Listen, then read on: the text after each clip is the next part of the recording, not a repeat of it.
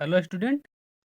इससे पहले वाले जो वीडियो था त्रिभुज से, हमने वो दो वीडियो में आपको समरूपता के बारे में पढ़ाए थे कि समरूपता क्या होता है।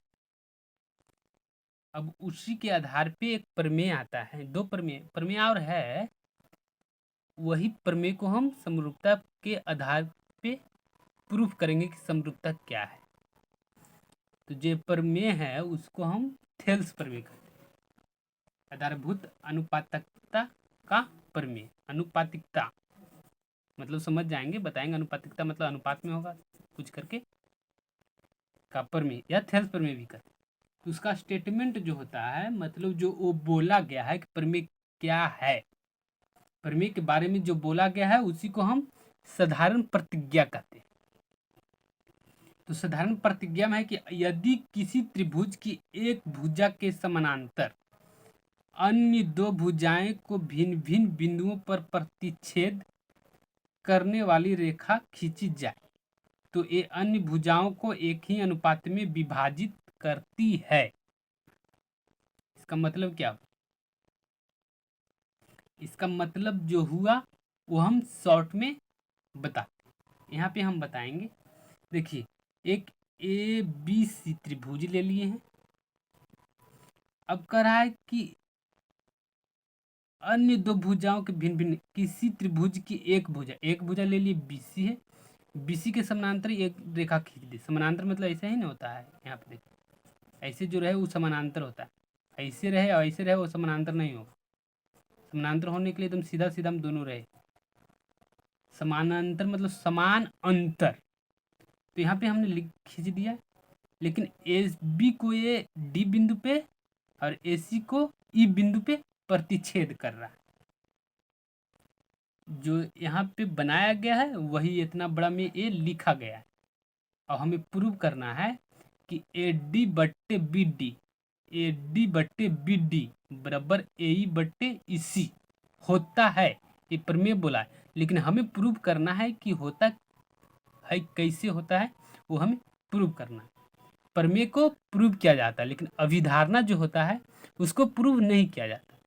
आप 9वीं क्लास में पढ़े होंगे यूक्लिड की अभिधारणा, उसमें 5 अभिधारणा जो है आप पढ़े होंगे, उसे हम प्रूव नहीं कर सकते। अभिधारणा ये भी हो गया कि सूरज पूरब से उगता है, आप इसे प्रूव नहीं कर सकते। आगे साइंस में होता है, लेकिन अभी आप प्रूव नहीं कर सकते। आप अभी सभी के सभी लोग मान लिए हैं कि सूरज पूरब में उगता है, यह स्टेटमेंट सही है। अब जो हमने अभी तक इसके बारे में जो बोला है उसी के बारे में यहाँ हम लिखेंगे, तो उसको हम कहते हैं मुख्य प्रतिज्ञा। उसको क्या कहते हैं? मुख्य प्रतिज्ञा। मुख्य प्रतिज्ञा में वही लिखेंगे कि ए बी सी एक त्रिभुज है जिसमें डी ई समानांतर बी सी खींची गई है। तो सिद्ध करना है ए डी बट्टे डी बी बराबर ए ई बट्टे ई सी। डी बी या बी डी यहाँ पे सेम होगा। यहाँ पे हमने बी डी कहा है, डी बी या बी डी जो रहे मतलब सेम होगा। आगे जाने पर ये सब डिफरेंट होता है, डीबी बीडी सेम नहीं होता, लेकिन अभी जो स्टैंडर्ड में आप पढ़ रहे हैं 10वीं क्लास में, ये सेम ही होता है। तो जो हमने यहाँ पे बताया आपको वो हमने मुख्य प्रतिज्ञा में लिख दिया है। ये सारे जो लिखा हुआ जो बताया था हमने एक्सप्लेन किया है वो लिख दिया। जो हम लिखा है एक्सप्लेन किया था उसी को हम क्या कर देंगे? मुख्य प्रतिज्ञा। और अलग बुक में यहाँ पे विशेष प्रतिज्ञा भी इसके कहा होगा। मुख्य प्रतिज्ञा को क्या कहा होगा? विशेष प्रतिज्ञा। साबित करना है क्या? ए डी बटे डी बी बराबर ए बटे ई सी। उससे पहले रचना, रचना या बनावट सेम चीज को कहते हैं। रचना या बनावट सेम चीज को कहते हैं। तो क्या है रचना? रचना है बीई तथा सीडी को मिलाया, डीएम लंब एसी तथा ये लंब ए बी खींचा। अब आपको हम रियल वाले जो त्रिभुज बनाया है उसमें हम ये रचना करके दिखाते हैं। देखिए यही त्रिभुज है रियल वाले। इसमें रचना क्या की है? कर रहा डीएम है, लंब है, एसी पे है, ईएल है, लंब है, ए बी पे है। और क्या कहा था, बी से ई को मिलाया और डी से सी को मिलाया। आप अपने कॉपी में लिख रहे होंगे तो लिखे होंगे तो देखे होंगे, साथ साथ में कॉपी पेन लेकर जरूर बैठिए और लिखते जाइए।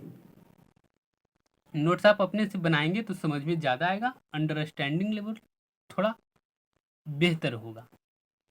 इसलिए आप नोट्स अपने से बनाएं, सिर्फ वीडियो ना देखें, कॉपी और पेन साथ में लेकर बैठे। तो अब हमें प्रमाण मतलब प्रूव करना है। करा है त्रिभुज ए डी ई का क्षेत्रफल बराबर 1/2 गुने है, यहाँ पे ए डी गुने ई है। अब त्रिभुज ए डी ई हमें इसमें खोजना है। इसमें आपको त्रिभुज ए डी कहाँ दिखाई दे रहा है, ए है, डी है और ई है। ओ ए वाले बोल रहा है, हाँ ए डी ले लिया, ए डी ले लिया मतलब आधार गुने ऊंचाई होता है। तो ए डी को आधार जब लिया तो ऊंचाई तो ईल ही लेगा ना, कि डीएम लेगा। कोई बोलेगा डीएम क्यों नहीं लिए, तो डीएम नहीं लिए क्योंकि यहाँ पे देखिए जब आधार आप ए ले रहे हैं तो जो आधार पर गिरेगा जाकर वही ऊंचाई होगा, तो ईल हो गया। ये तो पहला हो गया। दूसरा, ये दूसरा है त्रिभुज डीबीई का क्षेत्रफल। डीबीई कौन, डी बी ई, देखिए यहाँ है डीबीई, डीबीई इधर हम बताएंगे, यहाँ पे थोड़ा सा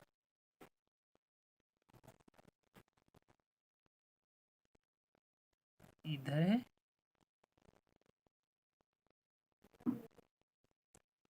डीबी है। इसके बढ़ाए गए भाग पर यहाँ पे लंब खींचा गया है। तो आधार तो इसका यही होगा, बीडी होगा आधार, बीडी ई है और इधर एल है। तो बीडी तो आधार होगा लेकिन ईल होगा ऊंचाई, क्योंकि इसके बढ़ाए हुए भाग पर खींचा हुआ बाहर की ओर। समझ रहे, देख लीजिए इधर न्यून कोण वगैरह बनाया हुआ है, अधिक कोण न्यून कोण के बाहर की ओर खींचा हुआ अधिक कोण रहता है, उसका अंदर की ओर बनता है लंब। तो इसके बाहर के बढ़े हुए भाग पर लंब खींच दिया है, यहाँ पे एल है। तो इस त्रिभुज का क्षेत्रफल जब निकालेंगे तो होगा बी डी या डी बी गुने ई एल, यहाँ पे लिख दिया। अब क्या करेंगे, अब दूसरा है कि समीकरण 1 को भाग समीकरण 2 से देने पर। अब यहाँ पे फिर जो इंटेक्चुअल होगा, जो थोड़ा इंटेक्चुअल नहीं होगा तो जैसे पढ़ा रहे हैं वैसे लिख लेगा, उसको मन में सवाल आएगा कि भागा क्यों दी। तो भागा हम इसलिए दिए क्योंकि हमारा पर्पस जो है, हम गोल को साथ में लेकर चल रहे हैं। ए डी बट्टे बी डी बराबर करना है ए ई बट्टे ई सी का, ये गोल हमारा है। तो भाग जब ये लाए थे तो हमें समझ में आया कि ए डी मिल गया, बी डी मिल गया, तो बटे में कब आएगा, तो भागा देंगे तब आएगा। तो जब भागा दिए तो यहाँ पर देखिए त्रिभुज ए डी का क्षेत्रफल बटे त्रिभुज डी बी का क्षेत्रफल बराबर 1/2 जो था पहले वो एक कटा और आगे ए डी बटे डी बी, डी बी या बी डी आ गया। यहाँ तो ये आ गया, इसको समीकरण 1 भी आप कर सकते हैं। अब कैपिटल ए है ये समीकरण, क्योंकि आगे आपको इसका जरूरत पड़ेगा तो आप समीकरण को नाम लेकर ही बुलाएंगे। अब तो ए आ गया ए डी बटे डी बी। दूसरा को फिर उसी तरह से लिए ए डी ई का क्षेत्रफल, देखिए यहाँ पर ही है ए डी ई है, यहाँ पे डी है जो कि अभी हम बताने पे झक गया का क्षेत्रफल। तो एक बार तो लंब ए वाला लिए इधर वाला, अब लंब ए वाला लेंगे तो आधार कौन होगा, ए ही होगा।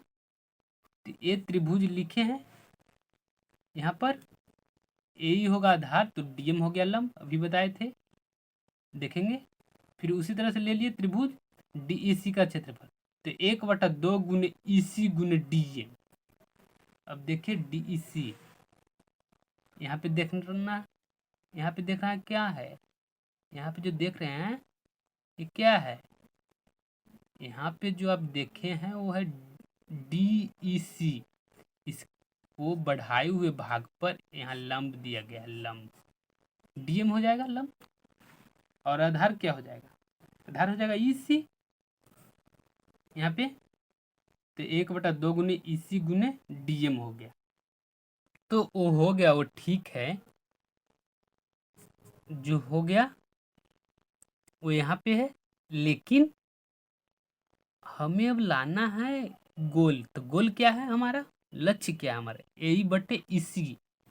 AE/EC कब होगा, जब भागा लगेगा। वही भी हमने लिख दिया है कि 3 को भागा 4 से देने पर, तो भागा देने के बाद ये आ गया। इसको हम बड़ा वाला बी दे दिए ना, इससे पहले वाले समीकरण को बड़ा वाला ए दिए, इसको दे दिए बड़ा वाला बी। अब हमें क्या करना है, अब हमें बराबर करना है जो पहले आया था बड़ा वाला ए में और जो अभी आया बड़ा वाला बी में, दोनों समीकरण को बराबर करना है। बराबर क्या करेंगे, कैसे करेंगे वो देखना। आपने इससे पहले देखा है कि AD/BD भी आ गया है और AE/EC भी आ गया है। तो बराबर देखिए करा, परंतु त्रिभुज DBE का क्षेत्रफल बराबर हो जाएगा DCE का क्षेत्रफल, क्योंकि दोनों त्रिभुज एक ही आधार DE पर और समानांतर रेखाएं BC पर और DE के बीच स्थित है। ये स्टेटमेंट हो गया। तो जब स्टेटमेंट हो गया तो ऊपर वाला तो सेम ही था, ADE ही था और ADE ही था, तो ये तो बराबर हो ही जाएगा। नीचे वाला हमें बराबर करना था, तो नीचे वाला त्रिभुज बराबर हो गया। जब नीचे वाला त्रिभुज बराबर हो गया तब क्या कहेंगे, समीकरण बड़ा वाला ए और बड़ा वाला बी से जब करेंगे तो ये दोनों बराबर आ गए। अब बराबर आ गया तो प्रूव हो गया, AD/DB बराबर AE/BC, या क्या है, हाँ AE/BE है। यहाँ पे हमें प्रूव क्या करना था, AE/EC, EC है, AE/EC है, प्रूव हो गया। लेकिन आपको एक बार में समझ में नहीं आया होगा, इस वीडियो का 5 बार देखें, या तो नोट्स जो बनाए हैं उससे देख देख के आप 5 बार लिखें, तो आपको जरूर समझ में आएगा। पर में इतना आसान नहीं होता, ये हम भी मान रहे हैं। आपको प्रैक्टिस करना पड़ेगा। प्रैक्टिस मेक्स मैन परफेक्ट, मतलब जितना ज़्यादा आप प्रैक्टिस करेंगे उतना अच्छा परफेक्ट होगा।